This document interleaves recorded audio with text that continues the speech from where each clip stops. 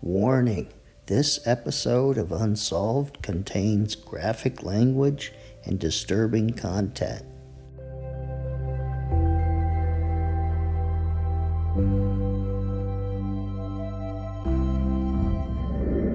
Here's one account of the condition of JonBenet's dead body.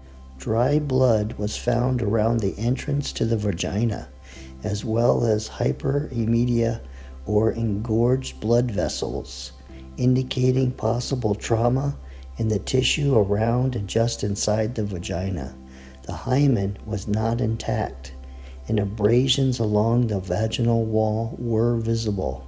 Meyer reported occasional scattered petechial hemorrhaging on the surface of each lung and the anterior surface of the heart. I think John Ramsey had a few drinks at the White's house. They returned to their house. Patsy went to bed. John went up and molested and actually sexually assaulted JonBenet, and he had previously been molesting her. Something happened where she screamed or was injured and was bleeding, or she went to run to mom, and John Ramsey felt that he had to kill JonBenet to protect himself from being found out. And John Ramsey did things to cover up the crime that an intruder would not have done.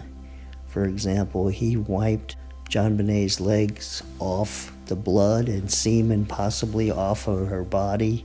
He put her clothes back on, and he put her in the blanket, whereas an intruder would have never done any of those things. They would have just left. Now this video is going to present like two new ideas that I haven't heard. One, John Ramsey's semen was found at the crime scene, and two, John Ramsey wrote the ransom note, and I'm going to compare a writing that I believe John wrote to the ransom note. Now I'm going to go off on a little tangent because people hear stuff and it's just kind of accepted and no one ever questions it and it's never corrected. And so this video is going to try to correct it. So here's the tangent. Books are not always accurate. This is from Perfect Murder, Perfect Town. And it says, originally, they were going to meet their father's private plane in Minneapolis that morning. And then the entire family would have continued on their vacation home in Charlevoix. But John Andrew had called his father from Minneapolis and learned about the kidnapping. And he and Melinda had taken a United Airlines flight to Denver. This is not correct. I do believe John Andrew called his father, but it was from Atlanta, not Minneapolis. This is from The Cases That Haunt Us. John Andrew, who had taken the first flight they could from Minnesota after getting the message from Mike Archuleta. This is not correct. John Andrew was in Atlanta when he got the message. He wasn't in Minnesota. And he never went to Minnesota that morning. And I believe he did receive the message from Mike Archuleta, though. That part's correct. John Andrew Ramsey said he was getting ready to meet his father's family, including JonBenet, in Michigan the day after Christmas, when he found out that she was missing. He was already on the airplane waiting to take off from Atlanta. So John Andrew never went to Minnesota. He was told before. And I was even able to figure out the approximate time that he got this message. He got it at 8:36 a.m. Eastern Time. So I know when John Ramsey or Mike Archuleta got this message to John Andrew. Perfect Murder, Perfect Town. Linda called Patsy to ask for a $2,000 loan that she needed desperately to pay her rent and past rent. JonBenet inside the Ramsey murder investigation. The detectives learned about the $2,000 loan and that she was going to make payments back at $200. But I believe this is incorrect. The loan amount was $2,500, not $2,000. This is from the Ramsey's book, The Death of Innocence. She could borrow $2,500. I believe this is correct. This is the amount. Now, it doesn't matter much if it was $2,000 or $2,500. My point is, one of the books is incorrect. They're stating a fact that is not true. This is from The Cases That Haunt Us, and it says that John Ramsey set his alarm clock for 6:30 the next morning, which doesn't make sense because Patsy called 911 at 5:52 a.m. So what happened here? Is there a miscommunication? Is it a typo? Something's up with this. Well, here in the same book, it says that John set the alarm for 5:30.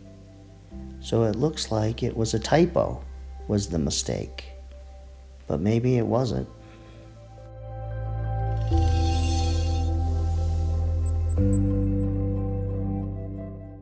Now here's the point. In Steve Thomas's book, JonBenet Inside the Ramsey Murder Investigation, it says that DNA tests matched a specimen to John Andrew. And that's what everybody believes, that the semen stain is from John Andrew on that black blanket that was inside the suitcase next to the wall. But I'm telling you that's not true. That semen stain belonged to John Ramsey. Here is the DNA test report completed 3 weeks after the crime, and 23A and 23B, I guess 2 stains, semen stains from black blanket. And then here's the second page of the report, and right in the center of your screen here, it states that DNA profiles could not be developed from the sperm fractions from exhibits 23A or 23B. The DNA profiles from the epithelial fractions from the exhibits 23A and 23B were consistent with John B. Ramsey, or a mixture of John B. Ramsey and Patricia Ramsey. So it's possible that it was solely John Ramsey. And what was he going to do with that blanket? He was going to dispose of it. So the question is, where did this unknown male DNA, the trace DNA, get on her underwear and on the long johns? And I said in a previous video that it could have come from the long johns, because they're boys' long johns, and they could be like hand-me-downs, or they came from some other person. But also, how about that black blanket? Could that have had the unknown male's DNA on it? Some blanket that they rarely use in their house or wherever that blanket came from, and that was put on JonBenet or underneath JonBenet? Or one item that seems to be missing is a rag or washcloth or something like that. Because if you read these reports and these books, JonBenet had fibers all over her body in that area, and they knew that she had been wiped. So there's another possible place where the unknown male DNA could have come from. John Ramsey strangled JonBenet. John Ramsey tied this sailor's knot on this wooden handle to the paintbrush. John Ramsey staged the crime scene to avoid being caught in this murder. We know the suitcase and the blanket is part of the crime scene because John Ramsey said that that suitcase did not belong under the window where it was found. And it all makes sense that he had staged everything, had this plan of how he was going to dispose of JonBenet's body in the morning, but Patsy was hysterical and called 911, which wasn't part of his plan. What is this? Some man wrote this, and it's not the ransom note, but if you compare the letters with the ransom note, they all look exactly like the same letters in the ransom note. Now let's take a closer look at this copy. This is at the time when they were just going to digital. Instead of photocopies, it went to digitized the writings. So if you look at it up close, they're all kind of little squares. The writing is converted into little squares because that's the best it can do at that time. Okay, here's a view of that mystery writing and then of the ransom note. And if you look at the word family, isn't that written the exact same way as the ransom note? How about this word country? Does it look the same in this writing to the left as it does in the ransom note? Let me read a little bit of this mystery writing for you. I think one of the issues that was distressing to us, it perhaps caused some bias of opinion, is why did we bring lawyers into this process early on? And I can tell you both how that happened and why it happened. The how is that... So do you think there's any chance that John Ramsey wrote out this little speech that he was going to give at the press conference so he could practice it and not make any mistakes? Well, I do. I think John Ramsey wrote this out before his little speech. He turned it over to his lawyers.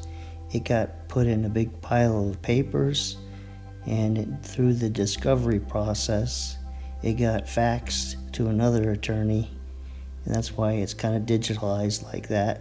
And if you look to the far left down the edge there, that's like computer digital codes as it's being faxed. John's writing on the left and the ransom note on the right. And if you look at the word John, how it's written in the John's writing and in the ransom note, it's very similar. He even mentions his name in third person. Underestimate us, John. It's up to you now, John. And then in John's writing, Anne said, John, I think there are things developing here that... And there's the fact of the same words being used. In this writing, that is written 13 times, and in the ransom note, that is written 6 times. And then there's multiple words that are used both in this writing and in the ransom note.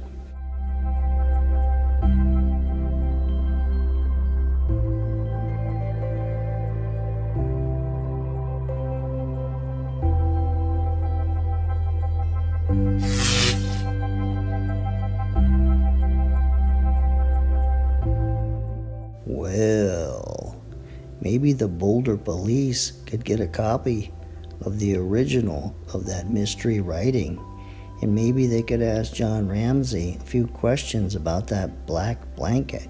Where'd that come from? And why he thinks it was in the suitcase. See you next week. Took me aside and said, John, I see some things developing here that... And said, John, I see some things developing here that... And said, John, I see some... And said, John, I see some things developing here that...